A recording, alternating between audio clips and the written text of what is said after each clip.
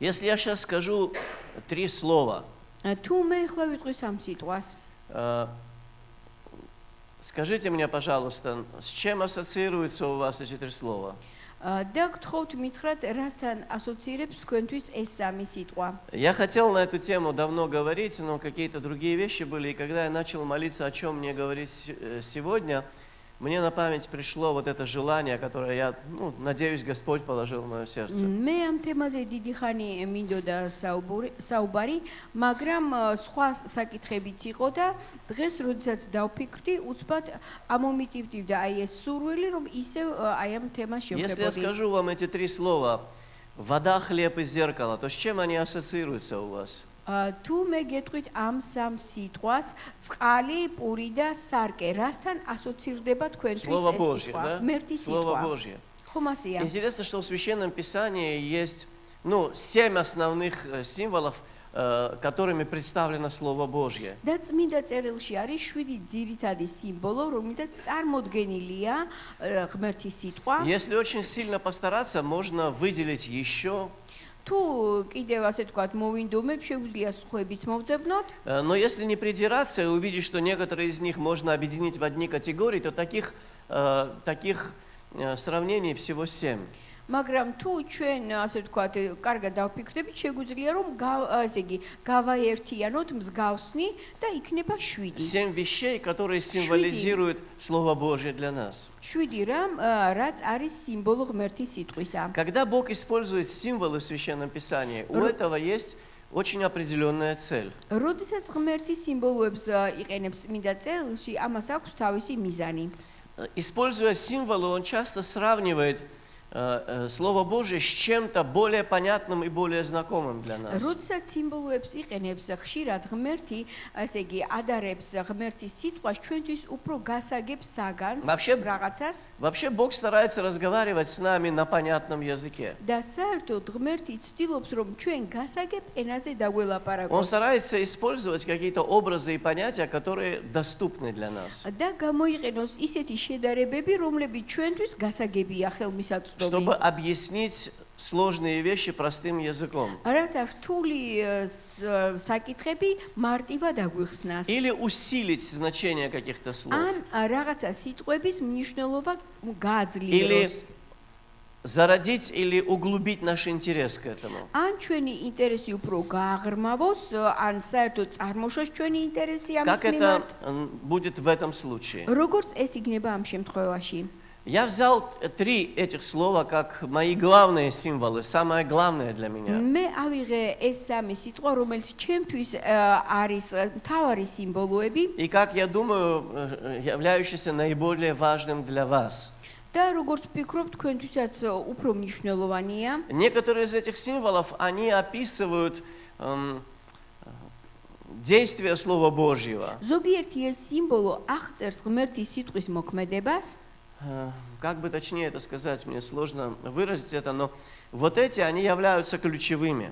და აი ეს სამი, ესე იგი, სიმბოლო არის საკვანძო И я хочу სიმბოლოები. говорить о них именно в этом порядке. Вода, хлеб и зеркало. და მინდა ამ თანმიმდევრობით ვისაუბრო Почему- წყალი, პური და სარკე. Почему Бог использует эти символы? და ესე იგი, რატომ იყენებს ღმერთი Что Он აი ამ хочет сказать через это სიმბოლოებს? нам? და რისი თქმა უნდა მას ამის მეშვეობით Давай ჩვენთვის. поговорим о Слове Божьем как о воде. მოდით ვისაუბროთ ღმერთის სიტყვაზე როგორც წყალზე. И для этого мы прочитаем в начале Ефесянам 5 главу 25-26 стихи. და დასაწყისში წავიკითხოთ ეფესელთა წერილიდან, ესე იგი, რომელი თავია? Мехуте тави. მეხუთე თავის 26 მუხლები.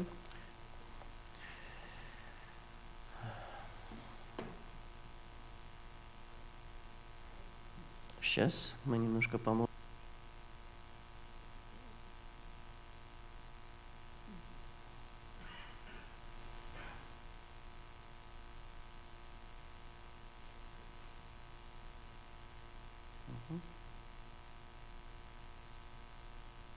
Здесь написано, აქ დაწერილია. не сначала, вот, Христос возлюбил церковь и предал себя, ее очистить очисти в бане водной посредством. შეიყვარა ეკლესია და თავი გასწირა მისთვის, რათა წმინდა იყო იგი და განეწმინდა წყალში გაბანით თავისი სიტყვის მეშვეობით. Христос возлюбил церковь ქრისტემ შეიყვარა ეკლესია и предал себя за нее, და თავი გასწირა მისთვის, чтобы осветить ее, რათა წმინდა იყო იგი очистив баню водной посредством слова. და განეწმინდა წყალში განბანით თავისი სიტყვის მეშვეობით. Эти слова, они были вдохновлены Духом Святым ეს სიტყვები იყო აღძრული სული წმინდით и высказаны апостолом Павлом და იყო გამოთქმული მოციქული პავლეს მიერ в очень интересном контексте. ძალიან საინტერესო კონტექსტში. Он говорил о семейных отношениях. ის ლაპარაკობდა, ასე იგი, ოჯახზე И он говорил о том, как муж должен относиться к своей жене. და ლაპარაკობდა იმაზე, თუ როგორი დამოკიდებულება უნდა ჰქონიყო მამაკაც თავისი ცოლის И он მიმართ. показывает несколько вещей, которые являются основными характеристиками настоящего мужа, настоящего мужчины в და семье. ის გველაპარაკება, თუ რა ძირითადი მახასიათებლები უნდა ჰქონდეს მეუღლეს ქმარს.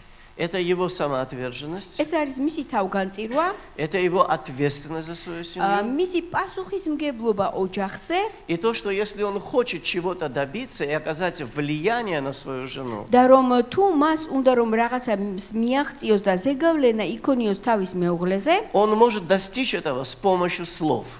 მას შეუძლია მიაღწიოს ამას სიტყვების მეშვეობით. Ему не нужны руки для этого. ამისათვის მას ხელები არ ჭირდება. Женщина хорошо понимает слова. ქალს სიტყვები კარგად ესმის. И он делает отсылку к отношениям Христа с его церковью. და აგრეთვე ის ადარებს, რომ აი ქრისტეც ასევე იქცევა. Христос не бьет свою церковь. ქრისტე არ სცემს თავის ეკლესიას. Христос разговаривает со своей ქრისტე церковью. ელაპარაკება თავის ეკლესიას. И он очень многого достигает именно через слова. და ძალიან ბევრს აღწევს ზუსტად სიტყვის მეშვეობით. Я не могу передать вам, как много вещей в моей жизни изменилось, потому что правильные люди нашли правильные слова. მე ვერ ჩამოგითვლით, რამდენად ბევრი რამ შეიცვალა ჩემს ცხოვრებაში, როდესაც ადამიანებმა შეარჩიეს სწორი სიტყვები და სწორი სიტყვები Но მითხრეს. самое большое влияние на мою жизнь оказали те слова, которые сказал через Священное Писание Дух Святой. მაგრამ ყველაზე დიდი გავლენა ჩემზე მოახდინა სიტყვებმა, რომელიც სული წმინდამ თქვა И წმინდა здесь წერილში. Священное Писание сравнивает Слово Божье с водой, და აქ წმინდა წერილი ღმერთის ситуას ადარებს წყალს особо подчеркивая ее определенную функцию. და განსაკუთრებით ხას უზვავს მის მნიშვნელობას. Но начнем с того, მაგრამ დავიწყოთ იმით, что эти слова были произнесены в том регионе, რომ ეს სიტყვები წარმოთქმული იყო იმ რეგიონში, где вода является одной из наибольших ценностей. სადაც წყალი იყო ყველაზე ძვირფასი რამ, ფასეული. Вы знаете, что многие ученые говорят, ბევრი მეცნიერი ამბობს, что в ближайшем будущем რომ ახლო მომავალში, войны будут вестись не за землю, რომ ომები იქნება არა მიწისთვის, не за нефть, არც ნავთობისთვის, не за полезные ископаемые, არც სასარგებლო წიაღისეულისთვის, не за золото. არც ოქროსთვის, Войны будут вестись за воду.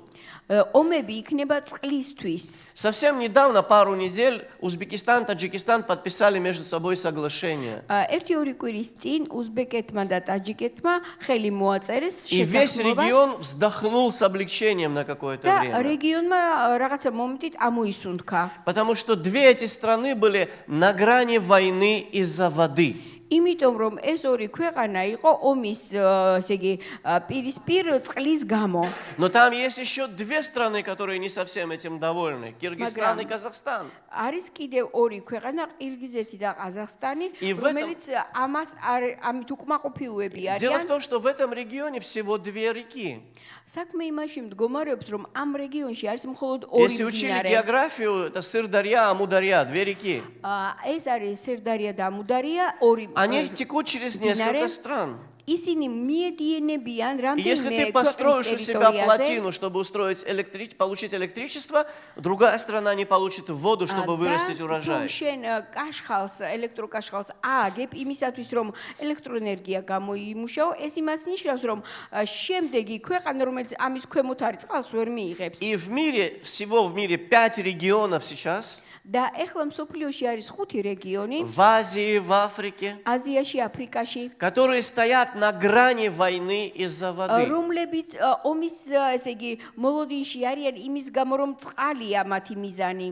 Почему вода так важна? რატომ არის წყალი ასეთი Начнем с მნიშვნელოვანი? того, что мы на 75% состоим из воды. დავიწყოთ იმით, რომ ჩვენ Minimum. 75% მინიმუმ შევდგებით წყლისგან. Мы состоим из живых клеток, и эти клетки состоят из воды. ჩვენ შევდგებით ცოცხალი უჯრედებისაგან და ეს უჯრედები Все эти არის обменные წყლით. процессы Завсе.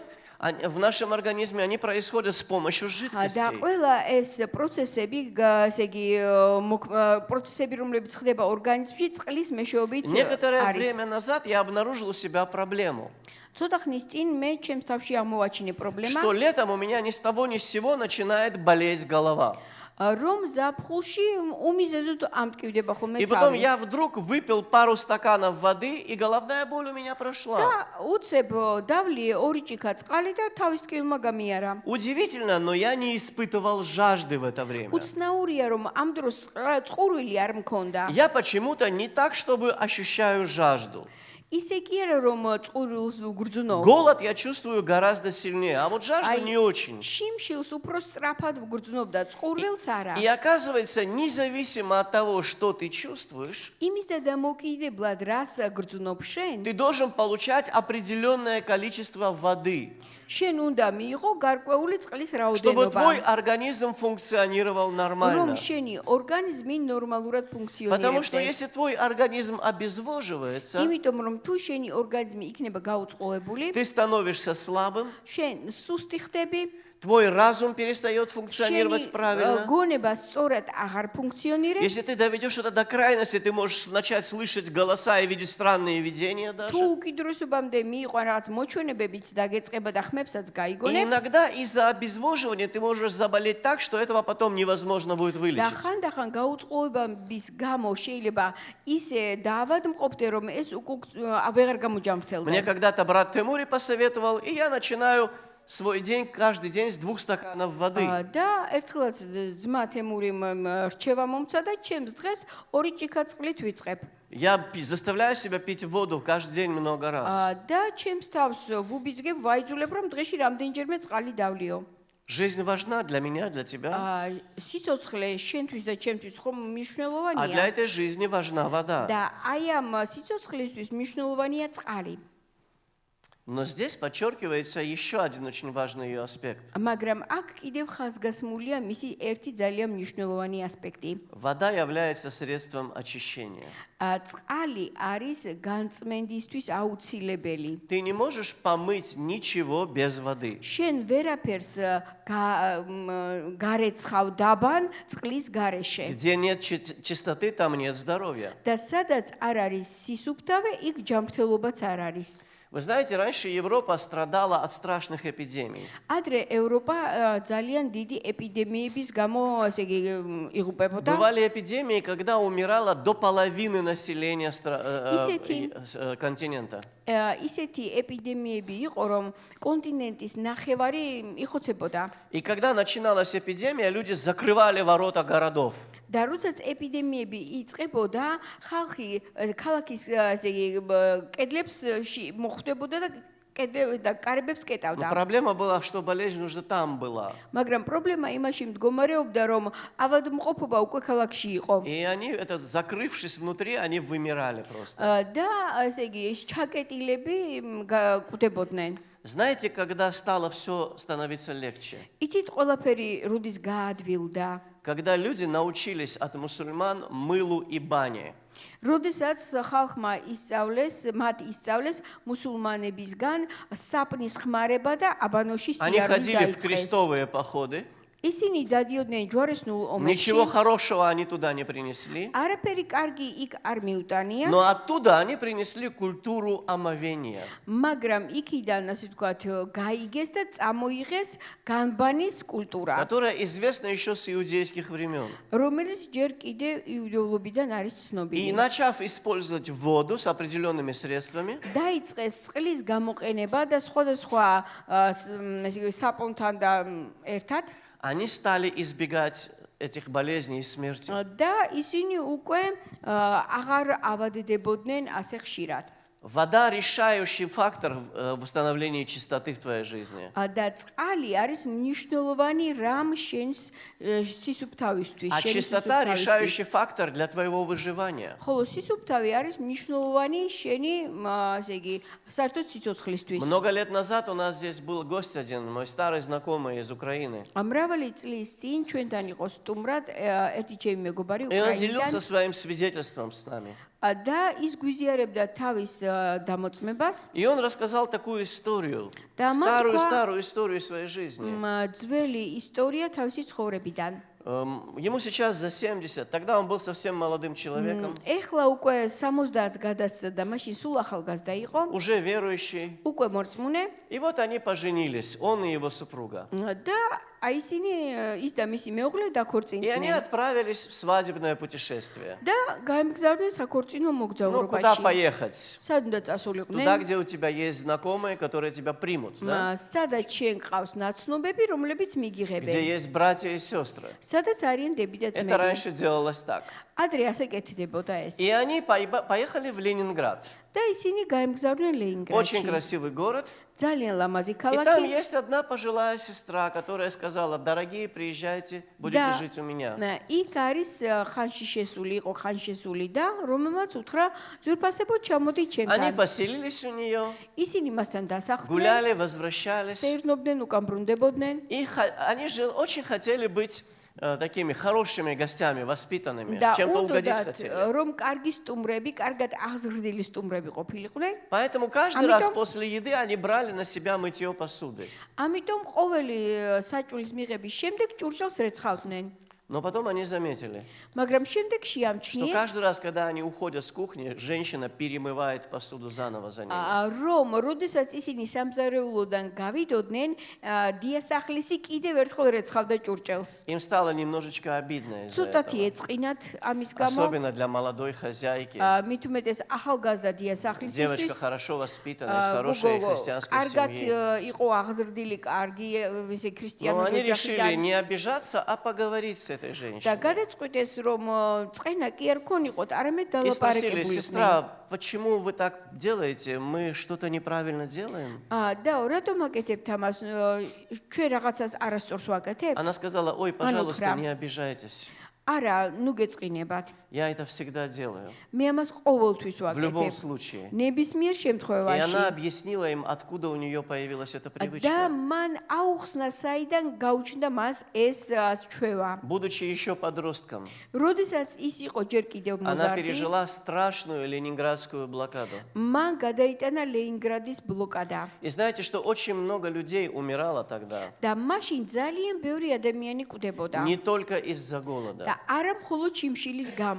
Говорят, что в Ленинграде тогда погибло от 700 тысяч до миллиона человек за эти და дни блокады. ამბობენ, რომ ბლოკადის დღეებში 700,000-დან მილიონამდე ადამიანი გარდაიცვალა. На улицах валялись трупы людей. და ქუჩაში ადამიანთა სხეულები გვამები Некому было ეყარა. убирать их. არავინ იყო, რომ ისინი აეღო. Когда немцы окружили Ленинград, როდესაც გერმანელებმა ალყა შემოარტყეს Гитлер ლენინგრადს, сказал не штурмовать этот город. რომ ჰიტლერმა თქვა, რომ штурмით არა ეღოთ ეს Потому что если ქალაქი. мы возьмем в плен всех этих людей, их нужно кормить. იმიტომ რომ თუ ამ ხალხს ტყვეთ ავიყვანთო, მე მათი გამოყვება Давайте, დაგჭირდება. пускай они умрут сами.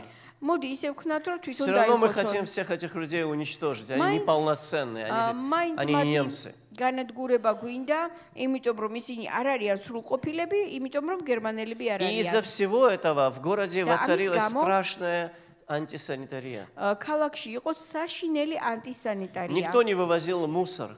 ნაკავი არავის გახონდა. Целую зиму никто не убирал трупы с улиц. და მთელი ზამთრის განმავლობაში გვამები ეყარა ქუჩაში და არავინ მარხავდა მათ. И в это время და ამ დროს многие жены и матери, они поняли одну очень важную вещь. ბევრმა, ესე იგი, დედებმა და ცოლებმა ერთი რამ გაიგეს. Если они хотят сохранить жизни своим семьям, თუ მათ უნდოდა თავიანთი ოჯახების სიცოცხლის შენარჩუნება, они должны соблюдать чистоту. სისუფთავე უნდა Поэтому из შეენარჩუნებინათ. последних сил они шли, Амитом- набирали воду, кипятили ее, неизвестно на чем. ბოლო ძალებით მიდიოდნენ, მოქონდათ წყალი, ადუღებდნენ, Сжигали мебель, сжигали книги, лишь бы подогреть эту воду. წვავდნენ, ესე იგი, ავეჯს წვავდნენ წიგნებს, ოღონდ წყალი გაეცხელებინათ, И искупать своих детей, помыть своих детей, დაებანათ თავიანთი შვილები, чтобы дети не заболели и не умерли. რომ ბავშვები ავად არ გამხდარიყვნენ და არ მომკვდარიყვნენ. Чистота спасла жизнь многим людям. და სისუფთავემ ბევრ ადამიანს სიცოცხლე Таким შეუნარჩუნა. же образом ამგვარადვე Бог хочет сохранить и спасти нас. ღმერთს უნდა დაგვიფაროს და Он გადაგვარჩინოს говорит, ჩვენ. что Слово Божье – это вода, которая очищает нас. ის ამბობს, რომ ღმერთის სიტყვა არის წყალი, რომელიც ჩვენს გვასუფთავებს. Еще у воды есть одно замечательное свойство – протекать и находить себе дорогу куда угодно. და კიდევ წყალს აქვს შესანიშნავი ჩვევა, რომ ესე იგი მიედინებოდეს და გზას იკვლევდეს. Если есть хотя бы какая-то возможность, вода найдет себе путь. თუ არის რაიმე патара გზა, მაინც წყალი მას იპოვის. Если нет, вода создаст себе дорогу. თუ არ არის წყალი, გაარღვევს Если არ არის გზა. გზა. მაშინ წყალი მაინც თვითონ გაარღვევს და გზას Если она გაიკეთებს. находит дорогу, она делает ее больше, шире, шире и шире. და თუ გზას პოულობს, მისი კალაპოტი უფრო დიდდება და დიდდება. Вы знаете, таким же образом Слово Божье действует в нашей жизни. ამგვარადვე მოქმედებს ღმერთის სიტყვა ჩვენს Если ცხოვრებაში. я хочу получить спасение, თუ მე მინდა მივიღო გადარჩენა, я не могу обойтись без Его Слова. მის სიტყვის გარეშე ამას ვერ მოვახერხებ. Мне нужно это Слово, მე მჭირდება სიტყვა, чтобы оно спасло меня, რომ მან გადამარჩინოს, чтобы оно очистило меня, რომ მან მე გამწმინდოს, чтобы оно осветило меня. რომ გამადანთოს. Это Слово Божье открывает мои глаза. ღმერთის სიტყვა ამიხილს თვალებს. Я вижу свет, когда Бог мне открывает მე глаза. ვხედავ სინათლეს, როდესაც ღმერთი ჩემს თვალებს ახელს. Следующий символ, который здесь используется, შემდეგი სიმბოლო, რომელსაც ის с чем იყენებს, сравнивается Слово Божье, რომელსაც არის შედარებული ღმერთის это სიტყვა, хлеб. ეს არის პური. И в Писании этот символ, связанный со Словом Божьим, используется неоднократно. და ეს სიმბოლო წმინდა წერილში რამდენჯერმეა გამოყენებული პურთან. Матфея 4:4 там написано. მათეს 4:4-ში დაწერილია. Он же сказал ему в ответ: მან კი უპასუხა მას: не хлебом одним будет жить человек, არა პურითა ერთითა იცხოვრებს ადამიანი, но всяким словом, исходящим из уст Божьих. არამედ ღმერთის ბაგიდან გამოსული ყოველი სიტყვით. Эти слова были сказаны Иисусом Христом в ответ на искушение в пустыне. ეს სიტყვები უთხრა იესო ქრისტემ უდაბნოში გამოცდის დროს ეშმაკს В чем заключалось искушение? და რაში იყო ეს გამოცდა? Дьявол призывал Иисуса, который был голоден, потому что он постился 40 дней, და ეშმაკის ესე იგი სთავაზობდა იესოს, რომელიც მშიერი იყო იმის გამო, რომ 40 დღე მარხულობდა, сконцентрироваться на удовлетворении своих физиологических потребностей, жизненных რომ потребностей. მას ყურადღება მიექცია და კონცენტრირებულიყო თავისი ფიზიოლოგიური საჭიროებებისთვის. Он предлагал ему поставить во главу угла в своей жизни пищу. სთავაზობდა, რომ თავისი ცხოვრების, ასე თქვათ, ქვაკუთხედად აერჩია საკვები. Вы знаете, пища далеко не последняя вещь в нашей жизни. და საკვები ჩვენ ცხოვრებაში არ არის, ასე თქვათ, რაღაც ბოლო ადგილზე. Она очень важна, и Бог сотворил нас так, что мы функционируем тогда, когда мы едим. და ღმერთმა ისე შექმნა, რომ ჩვენ გვჭირდება საკვები, რათა ჩვენ ვიცხოვროთ. Единственное, о чем нам надо позаботиться, о том, что мы едим и сколько мы этого едим. მაგრამ ჩვენ უნდა ვიფიქროთ და ვიზრუნოთ იმაზე, რას ვჭამთ და რა რაოდენობით. Нельзя быть таким человеком, არ შეიძლება იყოს ესეთი ადამიანი, чтобы о тебе сказали, რომელზეც что он იტყვიან, в принципе хороший человек. კაი ადამიანი კია, но очень опасно становиться между ним и тарелкой. მაგრამ სახიფათოა, ესე იგი, მასსა და თებს შორის ჩადგომა. Ты должен урегулировать то, что, сколько ты ешь и что ты ешь. შენ უნდა დაარეგულირო ის რა სჭამ და რა Но то, что რაოდენობით пища სჭამ. необходима нам, это факт. მაგრამ ფაქტია, რომ ჩვენ საკვები გვჭირდება. Но еще Священное Писание здесь говорит нам, მაგრამ აქვე წმინდა წერილი ჩვენ გვეუბნება კიდევ, что пища не является единственным, чем мы живем. საკვები არ არის ერთადერთი რამ, რითაც ჩვენ ცხოვრობთ. Потому что есть вещи, которые ты не можешь удовлетворить с помощью хлеба. იმიტომ რომ არის საჭიროებები, რომლებსაც ჩვენ ვერ დამაკმაყოფილებ პურის მეშვეობით. Есть нужды духовные.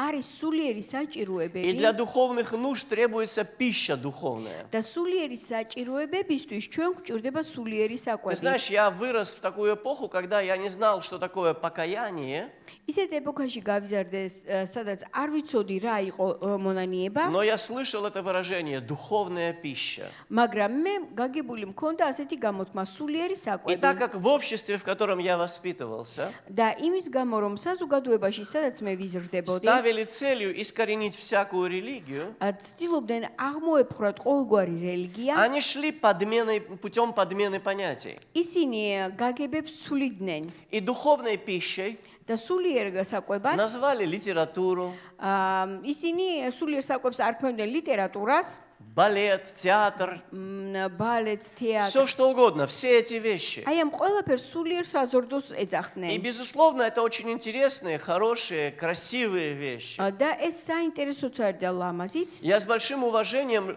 отношусь к людям, которые ценят эти вещи. და პატივსაცემ ადამიანებს, რომლებიც ამას Это აფასებენ. значит, у них в голове не вакуум, что-то есть такое там, да. что-то их интересует еще, кроме поесть. ესე იგი ამ ადამიანებს თავში სიცარიელი არ აქვთ, რაღაცას აფასებენ, მოსწონთ, Но на самом деле მაგრამ эти სინამდვილეში вещи, они не являются духовной пищей. ეს არ არის სულიერი საკვები. Это вещи, которые питают наши эмоции, наши чувства. ეს არის ის, რაც ყვებავს ჩვენს გრძნობებს Но და они не дают ემოციებს. пищу вот этому нашему внутреннему человеку, нашему მაგრამ духу. ჩვენს შინაგან ადამიანს, ჩვენს სულს ეს არ ყვებავს. И если мы говорим об этом в связи с нашей вечной жизнью, которую Бог предлагает нам, და თუ ჩვენ ამაზე ვსაუბრობთ, ესე იგი ჩვენ მარადიულ სიცოცხლეზე, რომელსაც ღმერთი ჩვენ то გვთავაზობს, получается, что когда ты встретился с этой водой, и она дала тебе жизнь, გამოდის რომ როდესაც შენ შეხვდი აი ამ წყალს და მას შენ სიცოცხლე მოგცა, чтобы поддержать эту жизнь, тебе нужен хлеб.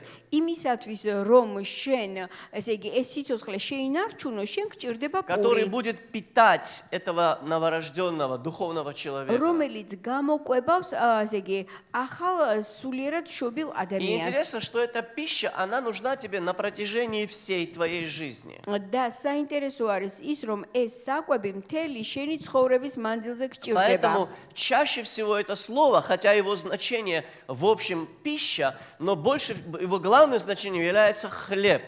და რა თქმა უნდა სიტყვა არის საკვები, მაგრამ პირდა უფრო მეტად მნიშვნელოვანია, როდესაც მას ვეძახით პურს. И поэтому в этом смысле оно очень часто упоминается в Писании. და ამიტომ ძალიან ხშირად არის ნახსენები წმინდა წერილში. Потому что в нашей культуре хлеб является базовым продуктом. იმიტომ რომ ჩვენს კულტურაში პური არის საბაზისო И в საკვები. том или ином виде то, что мы получаем от хлеба, და იმას, რასაც ჩვენ პურისგან ვღებულობთ, ამა თუ იმ სახით, мы должны получать всю свою жизнь. მთელი ჩვენი ცხოვრების მანძილზე უნდა Не მივიღოთ. настанет в твоей жизни такого времени, არ დადგება შენ ცხოვრებაში ისეთი моменти, когда ты не будешь нуждаться в определенных веществах. როდესაც შენ Питательных, я имею в ესე виду. იგი საკვები, гарკვეული საკვები, ნივთიერებები არ დაგჭირდება. Ты всю жизнь будешь в этом нуждаться. Лаша შენ понял. შენ Юмор. ყოველთვის დაგჭირდება ეს. Молодые люди знают эту терминологию вещества. და Но, მაგრამ смотрите, შეხედეთ,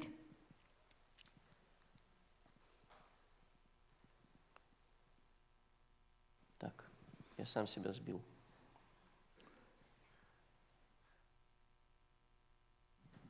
Пока ты на этой земле, სანამ შენ ხარ დედამიწაზე, на протяжении всей своей жизни მთელი შენი ცხოვრების მანძილზე, ты будешь дело иметь с этим.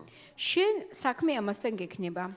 Знаете, у нас много разных продуктов на столе меняется, я надеюсь, да? და იმედი მაქვს, რომ სხვადასხვა პროდუქტი გვაქვს მაგიდაზე, У некоторых больше, у некоторых меньше. ზოგს მეტი, ზოგს ნაკლები, Но там всегда есть что-то, что мы едим постоянно. მაგრამ ყოველთვის არის რაღაც, რასაც მუდმივად ვჭამთ. И в нашей культуре этим базисным продуктом является хлеб. და ჩვენს კულტურაში ეს საბაზისო საკვები Вы არის знаете, პური.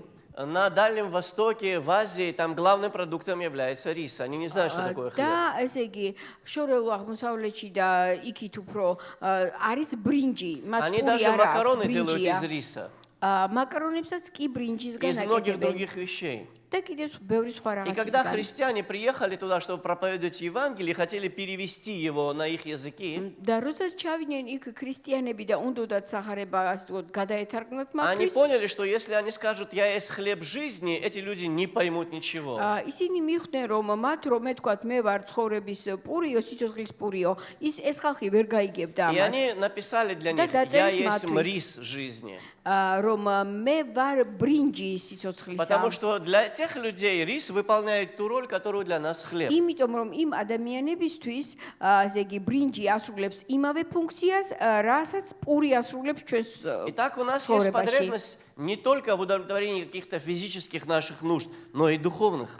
ამგვარად ჩვენ გვაქვს დასაკმაყოფილებელი არა მხოლოდ ფიზიკური საჭიროებები, არამედ И სულიერი. Христос говорит, не хлебом одним будет жить человек, но всяким словом, исходящим из уст Божьих. და ქრისტე ამბობს, რომ არა პურითა ერთითა იცოცხლებს ადამიანი, არამედ ღმერთის ბაგიდან გამოსული ყოველი სიტყვით. Всяким словом из уст Божьих. ყოველი სიტყვით, რომელიც გამოდის ღმერთის И это ბაგიდან. слово «всякий» და ეს სიტყვა ყოველი в оригинале может нести два значения. ორიგინალში მას აქვს ორი მნიშვნელობა. Одно из значений – это каждое слово. პირველი მნიშვნელობა არის ყველა სიტყვა. А второе თითოეული. значение – целое слово. და მეორე მისი მნიშვნელობა აქვს მთლიანი И სიტყვა. это очень важно, чтобы мы, как христиане, это понимали. და ეს ძალიან მნიშვნელოვანია, რომ ჩვენ გვესმოდეს როგორც Я не ქრისტიანებს. знаю, есть ли это сейчас, მე არ ვიცი ეს ეხლა არის თუ но არა. когда мы уверовали, некоторые люди так питались духовно. ზოგიერთი ადამიანი, როცა ჩვენ ვირწმუნეთ, ასე იკვებებოდა სულიერად. Они молились и говорили, Господи, открой мне, что Ты хочешь мне сказать сегодня. ასინი ლოცულობდნენ და ამბობდნენ, ღმერთო, გამიხსენი რისი თქმა გინდა Закрывали დღეს ჩემთვის. глаза. თვალებს ხუჭავდნენ И наугад открывали Библию. და ბიბლიას თვალდახუჭული И გადაშლიდნენ. то, на что они посмотрели, это Да. то, что Бог им хотел сказать. რასაც პირველად ასე ვთქვათ, დაეცემოდა მათი მზერა, დაინახავდნენ, ის იყო И მათი все, გაგებით. духовное питание Да, მთელი на этот მათი- день состояло из этих нескольких стихов, на которые упал их взгляд. მთელი მათი სულიერი საკვები იყო ის რამდენიმე მუხლი, რომელსაც ისინი И они დაინახავდნენ вполне ბიბლიაში. искренне верили, что это то, что Бог хотел им сказать сегодня. და მათ გულწრფელად სჯეროდათ, რომ ეს იყო ის სიტყვა, რისი თქმაც ღმერთს უნდოდა Знаешь, მათთვის. с чего все это начинается, такие იცით, вещи? საიდან იწყება ასეთი С რაღაცები? реальных случаев. რეალური Когда შემთხვევებიდან. действительно ты открываешь Библию, и вдруг Бог тебе оттуда что-то говорит. როდესაც შენ გადაშლი, ესე იგი, ბიბლიას და მართლაც ღმერთი მოგცემს მუხლს. У меня так тоже было. მეც მქონდა ასე. Когда я искал откровения Божьего, водительства Божьего, я открывал Библию, როდესაც მე ვეძებდი უფლის გამოცხადებას, მე ვშლიდი и Бог ბიბლიას. начинал мне Да. что-то говорить. ბიბლია მეუბნებოდა, Но ты не можешь превратить это в постоянную и единственно приемлемую для тебя практику общения მაგრამ со შენ Словом. ამას ვერ გადააქცევ გამუდმებულ და ესე იგი ყოველდღიურ პრაქტიკად, რომ ასე მიიღოს Поэтому საკვები. мы практикуем в нашей церкви план чтения Библии, ამიტომ ჩვენს ეკლესიაში არის ბიბლიის კითხვის გეგმა, чтобы каждый человек за год минимум один раз прочитывал Священное Писание от корки до корки. რომ ყოველმა ადამიანმა წელიწადში ერთხელ მინიმუმ ერთხელ მაინც მთლიანად წაიკითხოს ბიბლია. Мне нужно нужно знать все это откровение. იმიტომ რომ მე მთლიანად მჭირდება ღმერთის გამოცხადება. Если я хочу что-то знать хорошо, თუ მე რაღაცის კარგად ცოდნა მინდა, какую-то тему, какой-то вопрос რაღაცა из თემა, Священного რაღაცა Писания, საკითხი ბიბლიიდან, мне желательно знать все, что на эту тему говорит Священное Писание. ჩემთვის მნიშვნელოვანია რომ ვიცოდე ყველაფერი ამ თემის შესახებ მთელი ბიბლიის მასშტაბით. Если это будет не так, თუ ეს ასე არ იქნება, тогда я буду толковать отдельные места какие-то, მაშინ მე განმარტავ ცალკეულ ადგილებს, без знания полностью этого вопроса, იქიდან გამომდინარე რომ მე არ მეცოდინება მთელი, ესე იგი, სისრულე и мои ამის взгляды будут შესახებ ошибочными или частичными. და ჩემი შეხედულება იქნება ან ნაწილობრივი, ან მცდარი. Но Священное Писание здесь მაგრამ говорит, აქ წმინდა წერილი გვეუბნება, что каждое Слово Божье, რომ ღმერთის ყველა სიტყვა, ყოველი სიტყვა оно важно для нас, მნიშვნელოვანია ჩვენთვის и для нас важно это Слово целиком. და ჩვენთვის агრეთვე მნიშვნელოვანია Именно целиком. მთლიანად ღმერთის სიტყვა. Мы не должны предпочтительность какую-то вводить в свои взгляды. ჩვენ არ უნდა ვანიჭებდეთ უპირატესობას ჩვენ Это ცხოვრებაში мне нравится, ცალკეულ это мне не სიტყვებს. нравится. ეს მომწონს, ეს არ С этим я მომწონს. согласен, с этим не ამას согласен. ვეთანხმები, ამას არ Поэтому это я буду ვეთანხმები. читать, а это не буду. ამიტომ ამას წავიკითხავ, იმას არ წავიკითხავ. Много лет назад был один пожилой верующий человек. მრავალი წლის წინ იყო ერთი ხანში შესული მორწმუნე. Он был неплохой человек, но у него были очень упрям он был. ცუდი ადამიანი არ იყო, მაგრამ ძალიან ჯიუტი იყო. И хотя он был армянин, но он был упрямый, как кахетинец. მიუხედავად იმისა, რომ სომეხი იყო, კახელებივით ჯიუტი იყო. Может быть, он был апаранский армянин, я не знаю. შეიძლება. შეიძლება აპარანის Такая область есть в Армении. სომხები იყვნენ, არის ასეთი ადგილმდებარეობა И они тоже სომხეთში. такие, немножко упрямые люди. არიან ჯიუტები. И в его жизни была проблема. მის ცხოვრებაში იყო პრობლემა, Он сделал что-то неправильно, რაღაცა არასწორად გააკეთა и его исключили из церкви. და ეკლესიიდან გარიცხეს. Я не знаю, надо ли было из-за этого отлучать, но он был очень груб со своей женой. არ ვიცი ამის გამო უნდა გაერიცხა თუ არა, მაგრამ ის ძალიან უხეში იყო თავისი Он მეუღლის не მიმართ. распускал рук, он этого не делал, ცემით არ სცემდა, но он был очень резкий человек. მაგრამ ძალიან უხეში ადამიანი Его იყო. жена очень любила цветы. У нее было очень много таких маленьких горшочков с цветами. მეუღლეს ძალიან უყვარდა ყვავილები და ბევრი ქოთნის ყვავილი И однажды, ჰქონდა. когда он подумал, что она непослушна ему, он растоптал все ее цветы. და ერთხელაც როდესაც მან იფიქრა, რომ ცოლმა მას არ დაუჯერა, სულ ფეხით გაუთელა ყვავილები. Еще он очень любил навязывать свое мнение. Вот только так и по-другому нет. და კიდევ ძალიან უყვარდა, რომ თავისი აზრი მოეხვია სხვა ადამიანისთვის, მხოლოდ Если ასე. в начале собрания, в самом начале, თუ თავიდანვე შეკრების დასაწყისში раньше всего, что мы делаем, мы не помолимся «Отче наш», мы не спасемся. ყველაზე ადრე, ესე იგი, თუ პირველი რამ არ იქნებოდა მამაო ჩვენოს ლოცვა, ვერ გადავრჩებითო. И он пытался навязать всем вот эти და вещи. ის ცდილობდა ეს თავისი აზრები, შეხედულებები ყოველასთვის თავზე И მოეხვია. его отлучили из церкви. და ის გარიცხეს ეკლესიიდან. Потом он пытался несколько раз обратно в нее уступить, не меняя своих взглядов, не меняя своих და привычек. შემდეგ ის რამდენჯერმე შეეცადა დაბრუნებულიყო ეკლესიაში, ისე რომ თავისი შეხედულებები არ შეეცვალა, Они его не приняли, и он обиделся. არ მიიღეს და ნაწყენი დარჩა. И он стал говорить, და ის ლაპარაკობდა. у них нет любви. მათ სიყვარული არ აქვთ. Потом, когда он прочитал в Священном Писании об отлучении, შემდეგ როდესაც წმინდა წერილში წაიკითხა ადგილი გარიცხვის შესახებ, он сказал, у მან этого თქვა, Павла нет любви. პავლეს სიყვარული არ აქვს. И он стал вырывать послания Павла из Нового Завета, где, по его мнению, не было достаточно მან любви. დაიწყო, ესე იგი, წმინდა წერილიდან პავლეს წერილების ფურცლების ამოხევა, სადაც რაც მას არ მოსწონდა.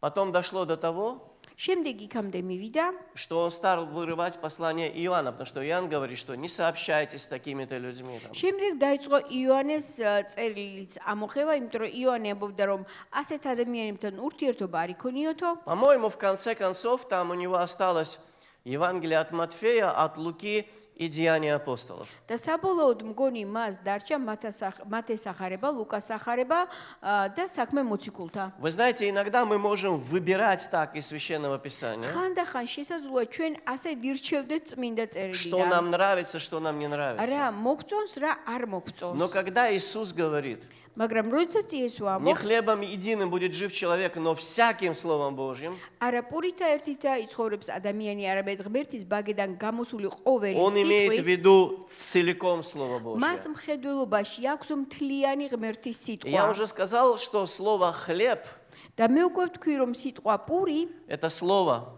ეს არის სიტყვა, которое переведено как «хлеб». რომელიც ითარგმნება როგორც პური. «Артос» по-гречески. ბერძნულად არტოს. Оно в широком смысле означает пищу. და ფართო გაგებით ის ნიშნავს საკვებს. И если ты посмотришь эти сравнения Слова Божьего с пищей целиком в Писании, და თუ შენ ნახავ ღმერთის სიტყვაში იმ შედარებებს, რომლებიც არის საკვებზე, то ты увидишь, что Бог сравнивает свое слово не только с хлебом. შენ დაინახავ, რომ ღმერთი თავის სიტყვას არა მხოლოდ პურს ადარებს. Например, Он сравнивает его Маргарита? с молоком. ის ადარებს რძეს. Например, говорит, что Слово Божье – это как яблоки драгоценные. მაგალითად ის ამბობს, რომ ღმერთის სიტყვა არის როგორც ძვირფასი ვაშლები. Он говорит, что Слово Божье может быть твердой пищей. ის ამბობს, რომ ღმერთის სიტყვა შეიძლება იყოს მაგარი Возможно, საკვები. это мясо в том числе. შესაძლოა ეს იყოს И если ხორცი. ты объединишь все эти продукты, და თუ შენ გააერთიანებ ყველა ამ то ты პროდუქტს, видишь, что каждый из них по отдельности შენ ხედავ, რომ ყოველი მათგანი ცალ-ცალკე содержит что-то такое, მასში არის რაღაცა, что в комплексе поддерживает твою რაც жизнедеятельность. კომპლექსურად მხარს უჭერ შენს Тебе нужны სიცოცხლეს. белки, тебе нужен кальций, შენ გჭირდება ცილები, შენ გჭირდება тебе კალციუმი, нужны витамины. ვიტამინები Все გჭირდება. эти вещи вместе, они дают тебе жизнь. ყველაფერი ეს ერთობლივად შენ Если ты начинаешь გჭირდება. копаться в Слове Божьем и выбирать только то, что тебе нравится, მაგრამ თუ შენ იქეკები ღმერთის სიტყვაში და არჩევ მხოლოდ იმას, რაც შენ не მოგწონს, читаешь то, что тебе неприятно, არ კითხულობ იმას, რაც შენთვის не читаешь то, უსიამოვნოა, что противоречит каким-то твоим взглядам, არ კითხულობ იმას, რაც ეწინააღმდეგება შენ შეხედულებებს, твое духовное развитие будет очень однобоким.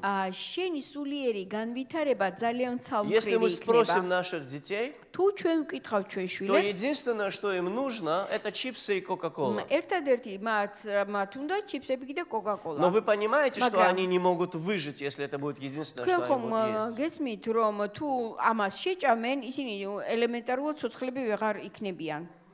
დიდი ხნის განმავლობაში. Иисус говорит, я хлеб жизни. და იესო ამბობს, მე ვარ პური სიცოცხლისა. Отцы ваши ели манну в пустыне и умерли. თქვენმა მაბემმა ჭამეს მანანი უდაბნოში და Хлеб же, დაიხოცნენ, сходящий с небес, таков, ხოლო პური, რომელიც ზეციდან ჩამოდის, არის что ისეთი, едущий его не умрет. მისი მჭამელი არ მოკვდება. Слово Божье, ღმერთის სიტყვა. оно важно для нас не только в том смысле, чтобы поддержать нас духовно на этой земле. არა მხოლოდ იმისთვის არის, რომ ჩვენ ასე თქვათ გაგვამაგროს დედამიწაზე ცხოვრების Оно პერიოდში, обеспечивает наше вхождение на небо. ის ჩვენ, ესე იგი, ის განაპირობებს იმას, რომ ჩვენ შევიდეთ И в სათავსამეფოში. этом смысле очень важно следующее сравнение. და ამის შემდეგ ძალიან მნიშვნელოვანია შემდეგი შედარება. Сравнение Слова Божьего с зеркалом. შედარება ღმერთის სიტყვისა სარკესთან. Я беру это из Якова 1 главы. მე ამას ვიღებ იაკობის პირველი თავიდან. Здесь написано, ибо Ах, кто да, слушает Библия. Слово и не исполняет, ის ვინც ისმენს სიტყვას და არ ასრულებს, тот подобен человеку, рассматривающему природные черты своего лица в зеркале. ის გავს ადამიანს, რომელიც იხედება სარკეში და უყურებს თავის ბუნებრივ, ესე იგი, სახეს, Он посмотрел на себя, შეხედა საკუთარ თავს отошел და გამოვიდა, и тотчас გამობრუნდა забыл, каков он. და იმ წამსვე დაივიწყა თუ როგორია თვითონ. Есть здесь люди, у которых дома нет ни одного зеркала. არის აქ ადამიანი, რომელსაც არც ერთი სარკე არ აქვს სახში. У всех есть зеркала, да? ყველას გვაქვს сарკე. А есть люди, у которых нет зеркала в ванной комнате. და თუ არიან ადამიანები, ვისაც სააბაზანოში არ აქვს сарკე. Это потому, что у тебя нет жены. Потому у тебя нет зеркала в ванной комнате. Первое, что делают люди, პირველი რასაც ადამიანები когда აკეთებენ, они просыпаются утром, როდესაც ისინი დილით იღვიძებენ, одна из первых вещей, ერთ-ერთი პირველი რამ, они идут умываться. ისინი მიდიან და პირს Вы იბანენ. верите, что это важно, да? ხომ გჯერათ რომ ეს И когда они მნიშვნელოვანია? умываются, они заглядывают в зеркало. როდესაც პირს იბანენ, შემდეგ სარკეში Им იყურებიან. очень важно, как они выглядят. მნიშვნელოვანია თუ როგორ გამოიყურებიან. Несколько дней მათთვის. назад я проснулся, რამდენიმე დღის წინ გავიღვიძე и у меня в шкафу дверь из зеркала. Огромный пол шкафа это зеркало там, და напротив кровати. კარდის ნახევრის, ესე იგი, კარების Я, ნახევარი არის я სარკე. посмотрел, и ჩავიხედე что это там? და ვიფიქრე, რა არის ეს? Я даже сфотографировал себя, ჩემს თავს სურათიც გადაუღე, но я далеко не всем эту фотографию показываю. მაგრამ ყველას არ ვაჩვენებ. У меня была такая смешная прическа. ისეთი სასაცილო У меня как ვარცხილობა будто бы მქონდა. рожки были вот так на голове. Это представь, что Титко- волос почти нет, но как-то это получилось. თითქოს რქები მქონდა იმის და მიუხედავად რომ თავზე თითქმის თმა არ მაქვს, მაგრამ მაინც რაღაც რქები И я მქონდა. послал жене, она сказала, ну, бывает, бывает. მე უღლეს გადაუგზავნე, მან კი თქვა, ну ხდება ხოლმე. Да, бывает. Иногда через эти вещи наша внутренняя сущность проявляется, да? Надеюсь, не в моем случае. და ხანდახან ეს ჩვენი შინაგანსაც წარმოაჩენს ხოლმე, იმედი მაქვს რომ ჩემთან დაკავშირებით ეს არ იყო. Но мы смотрим в зеркало, чтобы привести что-то в порядок. მაგრამ ჩვენ ვიხდებით სარკეში იმისათვის რომ შემდეგ რაღაცა მოვალწესრიგოთ. В порядок в соответствии с чем? და რის შესაბამისად. С тем представлением о Им. порядке, которое у нас есть. წესრიგის იმ შეხედულებით, რომელიც ჩვენ გაგვაჩნია. Зеркало существует для того, чтобы заглянуть в него, увидеть, что не так, и исправить. სარკე იმისთვის არსებობს, რომ ჩაიხედო მასში, შეამჩნიო ის, რაც უწესრიგოდ არის და შემდეგ გამოასწორო. Но у некоторых людей, конечно, особенно у женщин молодых, зеркало – это источник восторга. მაგრამ ზოგიერთი ადამიანისთვის, ზოგიერთი ახალგაზრდა ქალისთვის ეს არის აღფრთოვანების Они საგანი. смотрят туда, и они влюблены просто. ისინი იხედებიან და შეყვარებულები არიან. Поэтому они потом делают селфи и сразу выставляют это в интернет. ამიტომ სელფებს იღებენ და თვითონ არიან Чтобы сразу с утра აღტაცებულები. люди увидели и восторгнулись вместе с ними. და ფიქრობენ, რომ ხალხი ამას დაინახავს Но და Яков- ისინიც აღფრთოვანებულები Но იქნებიან. Яков здесь говорит, მაგრამ იაკობი ამბობს, что есть категория людей, რომ არის ადამიანთა კატეგორია, которые непонятно зачем заглядывают в зеркало. რომლებიც ესე იგი, რომლებიც სარკეში ჩახედვასაც აზრი არ აქვს. Они смотрят в это зеркало, შეხედავენ они видят, სარკეში что надо поправить, და დაინახავენ რა აქვს თუ но შესასწორებელი, когда они отходят от этого зеркала, მაგრამ როგორც კი სარკეს მოსცილდებიან, они забывают все, что они там увидели. ავიწყდებათ ყველაფერი რაც На что-то დაინახეს. другое внимание переключается. მათი ყურადღება რაღაცა სხვაზე Может გადადის. быть, то, что они увидели, не так важно для них. შესაძლოა ის რაც მათ დაინახეს, მათთვის არ არის ძალიან Кому не нравится, მნიშვნელოვანი. пусть не смотрит. ვისაც არ მოსწონს, ნუ Но შემომხედავს. тогда есть вопрос, зачем ты туда заглядывал? მაგრამ მაშინ საერთოდ კითხვა ისმის, თუ ასეთი დამოკიდებულება приводит- გაქვს, რატომ იხედები საერთოდ? Яков приводит это сравнение для того, და იაკობს მოყავს ეს შედარება чтобы იმისათვის, описать категорию Ром- людей, აღწეროს ადამიანთა კატეგორია, которые читают Слово Божье რომლებიც კითხულობენ ღმერთის и даже სიტყვას что-то слышат из него, და რაღაცას გებულობენ კიდევაც, но не делают ничего из того, что им было сказано. მაგრამ არ აკეთებენ არაფერს, რაც გაიგეს. Не, იქიდან не გამომდინარე. исправляют ничего из того, что, как было им показано, нуждается в исправлении. არ გამოასწორებენ არაფერს, მიუხედავად იმისა, რომ მათ დაინახეს, რომ ეს გამოსასწორებელია. Здесь подчеркивается негативный аспект назначения зеркала, показать нам нехорошие вещи. და აი აქ არის ხაზგასმული სარკის ასპექტი, რომ დაგვანახოს ის ნეგატიური, რაც არის. Но если мы будем хорошо читать это, внимательно смотреть на это, მაგრამ თუ ჩვენ ყურადღებით და გულისყურით წავიკითხავთ, у зеркала очень положительная роль.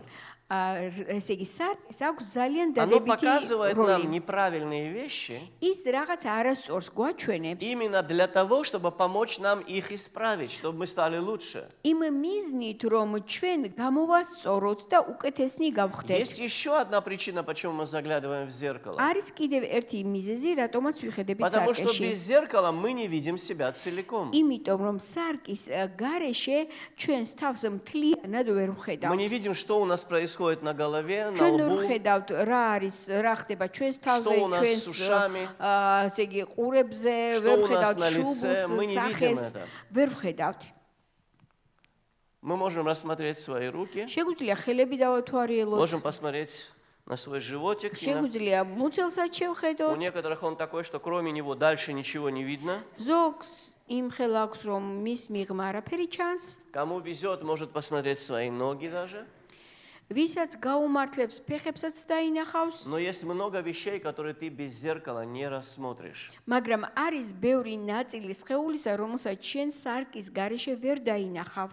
И Слово Божье, და ღმერთის სიტყვა, как это зеркало, როგორც ეს სარკე, оно дает нам реалистичную картину того, в каком состоянии мы находимся. გვაძლევს ჩვენ რეალურ სურათს იმისა, რა მდგომარეობაში ვართ. Оно показывает тебе, Ис- как видит тебя Бог на данный момент времени. გაჩვენებს საკუთარ თავს, თუ როგორ ხედავს ამ მომენტში შენ ღმერთი. И ты никуда не можешь და деться от შენ этого. ამას ვერ გაექცევი. Потому что ты разговариваешь с тем, кого ты не сможешь обмануть. იმიტომ რომ შენ ესაუბრები მას, ვისი მოტყუებაც უბრალოდ არ Я შეგიძლია. помню, я работал в одном месте, я зарабатывал неплохие деньги. მახსოვს ერთ ადგილას მუშაობდი და კარგ ფულსაც Это გამოვიმუშავებდი. была дополнительная работа. ეს იყო დამატებითი სამუშაო. Но в качестве материала я использовал материалы с моей основной работы. მაგრამ მასალებს ამ სამუშაოსთვის მე ვიღებდი ჩემი სხვა სამსახურიდან. Я придумал целую философию, почему я могу это делать. და მთელი ფილოსოფია გამოვიგონე და ჩამოვაყალიბე თუ რატომ შემეძლო მე ამის Мои გაკეთება. сотрудники, они тратили это безалаберно, очень много в отход уходило. Я это делаю экономно. ჩემი თანამშრომლები ძალიან ფლანგავდნენ ამ მასალებს, მე კიდე ძალიან ეკონომიურად И ვიყენებდი я забираю и использую для себя только то, что и так бы выбросили. და მე მომაქვს სახში და ვიყენებ მხოლოდ იმას, რასაც ისედაც И გადააგდებდნენ. однажды, когда я читал Писание, და ერთხელაც როდესაც ვკითხულობდი წმინდა წერილს, через одно место Бог показал мне, что это воровство. ღმერთმა ერთი ადგილის მეშვეობით დამანახა, რომ ეს იყო Я ქურდობა. пытался с ним договориться. ვცდილობდი რამენაირად Я მასთან объяснял ему, какой я მოლაპარაკებულიყავი და ვუხსნიდი თუ რამდენად Но с этого ეკონომიური дня и ვარ, дальше მაგრამ იმ დღიდან და я не შემდგომ видел в Библии других слов, кроме слова «вор». მე ვერ ვხედავდი ბიბლიაში ვერც ერთ ситყვას, მხოლოდ ვხედავდი ситყვას ქურდი. На каждом шагу я встречал это слово, где бы я ни ყოველ читал. ნაბიჯზე, სადაც არ უნდა წამეკითხავ, ვკითხულობდი ქურდი. Я замучился. В конце გავწვალდი. концов, я стал перед Богом и сказал, да, я вор. დავდექი ღმერთის წინაშე და უთხარი, დიახ, მე ქურდი ვარ. Прости меня, пожалуйста. მაპატიე გთხოვ. Но ты видишь, как я боюсь эту работу оставить. მაგრამ შენ ხედავ, როგორ მეშინია მე ამ სამუშაოს На своей თავის основной დანება. работе я зарабатывал 160 рублей. ჩემს ძირითად სამსახურში 160 ლარს На той работе გამოვიმუშავებდი. я зарабатывал 300-350 в месяц. და დამატებითი 300-ზე და 300-ზე მეც. То есть это очень неплохо было для того времени, для იმ моего возраста. დროისათვის და ჩემი წლოვანების გათვალისწინების სულაც არ იყო ცუდი, карგი იყო. И я говорю, Господь, я და не ვეუბნებოდი, могу. უფალო, არ Просто честно შემიძლია, говорю, я не могу оставить эту არ работу. შემიძლია ამ სამუშაოს თავის დანებება. Пожалуйста, отними ее. у გთხოვ меня. წამართვი. Я даю тебе всю власть, отними ее. თელს у меня, ძალაუფლებას пожалуйста. Я გაძლევ смиряюсь. ღმერთო, Отними. თავს ვიმდაბლებ წამართვი ეს И სამუშაო. на том месте возник какой-то конфликт. და იმ ადგილას რაღაცა კონფლიქტი გაჩნდა И знаешь, Бог так интересно все сделал. და ღმერთმა ისე საინტერესოდ მოაწყო ყველაფერი. Финальное решение все равно я должен был принять. რომ გადაწყვეტილება საბოლოო მაინც მე უნდა Я мог მიმეღო. сказать, ребята, ну так получилось, давайте я останусь. და მე შემიძლია მეთქვა, რომ აი ესე მოხდა ბიჭებო და მოდი დავრჩები. Но я сказал, извините, я ухожу. მაგრამ მე უთხარი, ბოდიშ И ვიხდი они говорят, куда მივდივარ. ты идешь? მითხრე, სად Давай მიდიხარ? поговорим, давай მოდი решим этот вопрос. ვილაპარაკოთ, გადავწყვიტოთ. Я говорю, нет, дело не в Уткари. вас, საქმე თქვენ არ Дело во გეხებათ. мне, спасибо большое. მადლობა, მაგრამ საქმე მე Я მეხება. ухожу. მე მივდივარ. 6 месяцев мне было очень тяжело. 6 თვე ძალიან გამიჭირდა. Знаешь, что было интересно? იცით რა იყო საინტერესო? За эти 6 месяцев ამ 6 თვის განმავლობაში рухнул Советский Союз. დაინგრა საბჭოთა კავშირი. Закрылся мой завод, где я воровал эти материалы. დაიკეტა ის ქარხანა, სადაც მე მასალებს И я ვიპარავდი по-любому бы все это потерял. და მე მაინც დავკარგავდი ამ ყველაფერს. Но это не было бы მაგრამ моим решением. ეს არ იქნებოდა ჩემი И Бог გადაწყვეტილება. хотел, чтобы это я сказал. ღმერთს კი უნდოდა რომ ეს გადაწყვეტილება მე მიმეღო, მე И მეთქვა. через 6 месяцев Бог меня благословил და снова. 6 თვის შემდგომ უფალმა მე Это კვლავ было მაკურთხა. удивительно.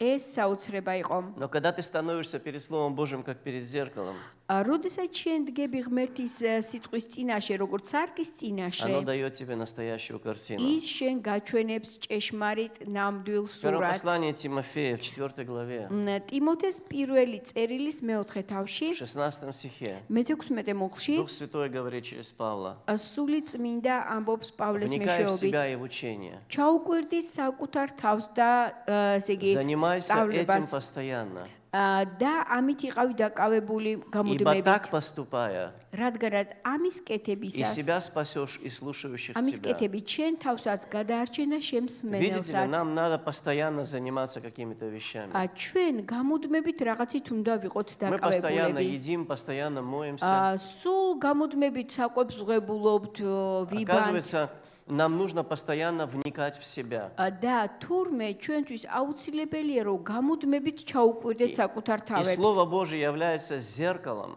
და ღმერთის სიტყვა არის სარკე, которое не на твою внешность обращает твое რომელიც внимание, არა შენს გარეგნობას აქცევს ყურადღებას. а оно помогает Арамет- тебе увидеть свое сердце. გეხმარება რომ შენი საკუთარი გული Причем დაინახო увидеть его так, как его видит და Господь. დაინახო ისე როგორც ხედავს უფალი. Писание говорит, Слово Божье, оно Да, острее წმინდა меча წერილი- обоюдоострого, знаете, да? არის ესე როგორც მახვილი რომელიც ორლესულ მახვილზე უფრო И ბასრი проникает до разделения души, духа, составов и мозгов. და აღწევს სულისა და მშვენივის И სახსრებისა და судит კვდების намерения и გასაყარზე движения და сердечные. განსჯის ესე იგი აზრებსა და ფიქრებს И написано, нет და твари დაწერილია сокровенной от него. რომ არ არის ქმნილება მისგან დაფარული. Ему дадим отчет. მას ესე იგი მის წინაშე ვაგებთ Когда პასუხს. написано, что Слово Божье это нож, როდესაც დაწერილია რომ ღმერთის სიტყვა არის მახვილი, там употреблено очень интересное слово. ძალიან საინტერესო სიტყვა არის Оно ნახმარი. звучит на греческом «макаэра».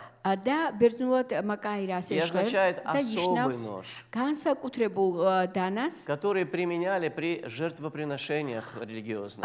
რომელსაც გამოიყენებდნენ რელიგიური Им მსხვერპლშეწირვის не დროს. резали хлеб, им не мазали масло. მისით არც პურს ჭრიდნენ და არც У него კარაქს была უსვამდნენ. особая форма, особая острота. მას ჰქონდა განსაკუთრებული ფორმა და საკმაოდ ალესილი იყო, Чтобы проникать в поверхности, რომ ესე იგი ძალიან კარგად გაეჭრა, снимать шкуры и так далее. კარგად გაეტყავებინა И Библия говорит нам, და ბიბლია გვეუბნება, что Слово Божье, რომ ღმერთის ситყვა оно проникает в самую глубину.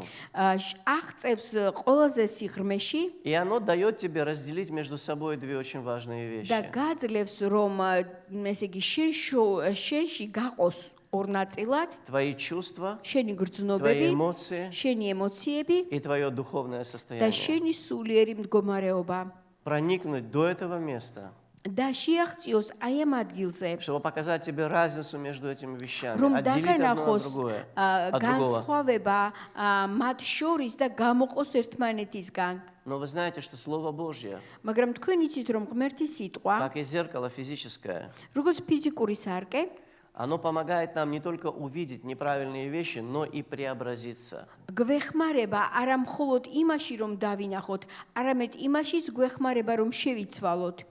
Вы знаете, несколько раз я видел вещи такие, не смейте, что я смотрю иногда такие вещи. რამდენჯერმე მინახავს ასეთი რაღაცა და ნუ გაგეცინებათ რომ ასეთ რაღაცებს У უყურებ. меня есть жена, и когда она смотрела за обедом, я тоже видел это. როდესაც ჩემი მეუღლე უყურებდა, სადილის დროს მეც მინახავს, შემიხედავს. Это передача, куда приходит человек неправильно одетый, неправильно подстриженный, неправильно причесанный.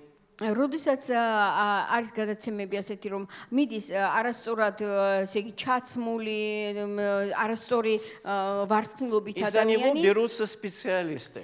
და სპეციალისტები ასე ვთქვათ ხელს კიდებენ Они მას его уводят გაყავთ и очень часто приводят абсолютно другого человека და оттуда. ძალიან ხშირად сულ სხვა გარეგნობის ადამიანი შემოყავთ Потому что они видят, იმიტომ რომ ისინი ხედავენ что можно изменить, чтобы сделать этого человека красивее. რისი გაკეთება არის საჭირო იმისათვის რომ ეს ადამიანი Что გაალამაზონ человеку ни в коем случае нельзя одевать на себя.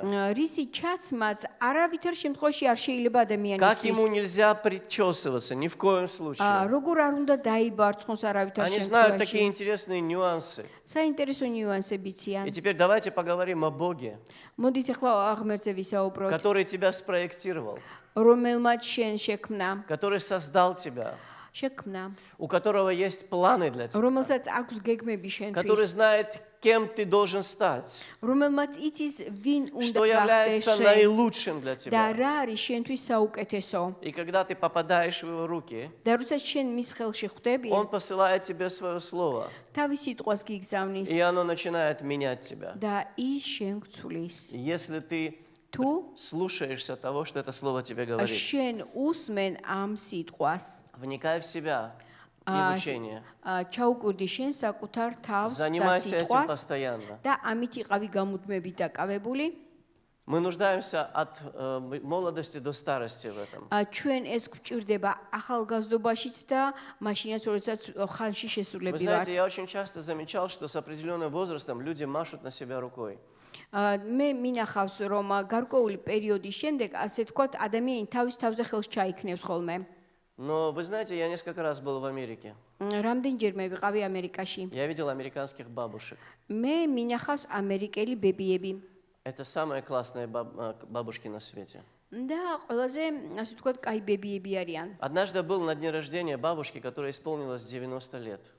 ერთხელ ვიყავი ბებიის დაბადების დღეზე რომელსაც 90 წელი შეუსრულდა Это была такая маленькая итальянка, худенькая такая. გამხდარი იტალიელი ბებია იყო И она ездила на огромной машине 70-х годов.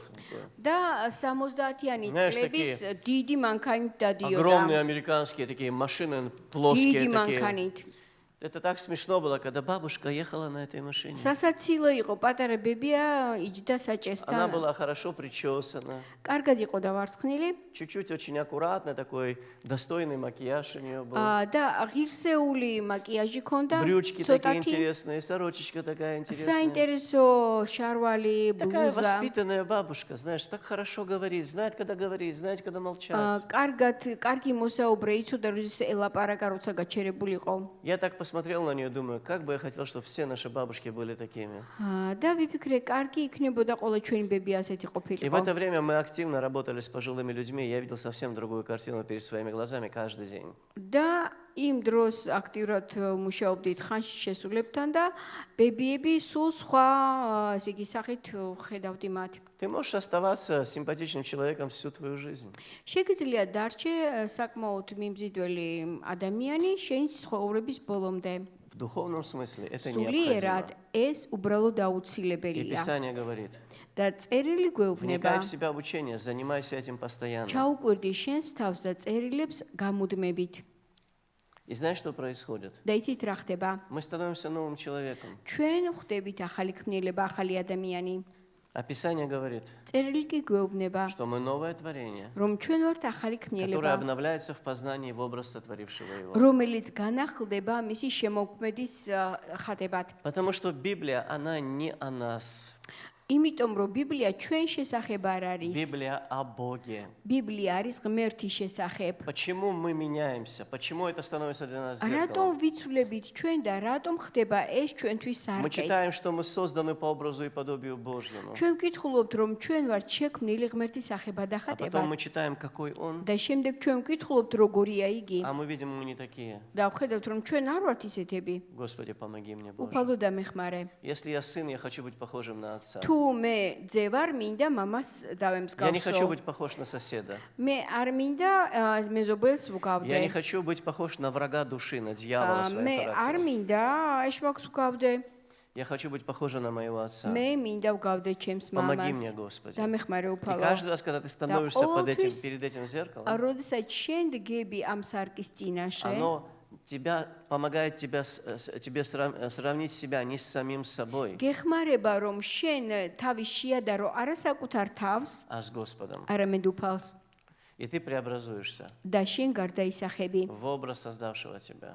მის სახებად ახატებად რომელმაც И тогда შექმნა. в старости და მაშინ, როდესაც უკვე ხარ ხანში შესული, ты самый классный. შენ ყველაზე საუკეთესო ხარ. Потому что все это время ты провел с იმიტომ Богом. რომ მთელი ეს დრო შენ გაატარე Он ღმერთთან работал ერთად. над тобой всю часть твоей ის жизни большую. მთელი შენი ცხოვრების მანძილზე შრომობდა И შენს потом გულში. Писание говорит, და შემდეგ წერილი что люди, ამბობს, которые провели в Боге всю свою жизнь, რომ ადამიანებმა, რომლებმაც მთელი თავისი სიცოცხლე Они გაატარეს и в ღმერთში, старости сочны, свежи, ისინი ხანში შესულებიც კი чтобы საკმაოდ возвещать, что праведен Господь. განახლებულები არიან, რათა აუწყონ უფლის Вот დიდებულება. к чему нас Господь აი, призывает. საითკენ მოგვიწოდებს ჩვენ Я ღმერთი. заканчиваю. მე ვასრულებ И я просто хочу резюмировать все და это უბრალოდ მინდა ყველაფერი შევაჯამო, и сказать, что мы Да нуждаемся гитрат. в Слове Божьем, как в воде, რომ ჩვენ გვჭირდება ღმერთის სიტყვა როგორც წყალი, чтобы нас омыли и спасли. რათა ჩვენ ვიყოთ განბანილები და Мы გადარჩენილები. нуждаемся в Слове Божьем, как в хлебе,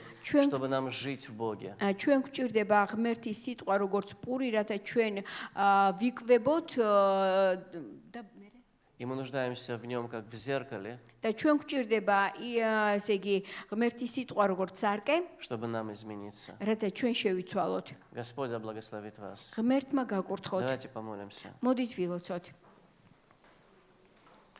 Отец, мы молимся во имя Иисуса Христа.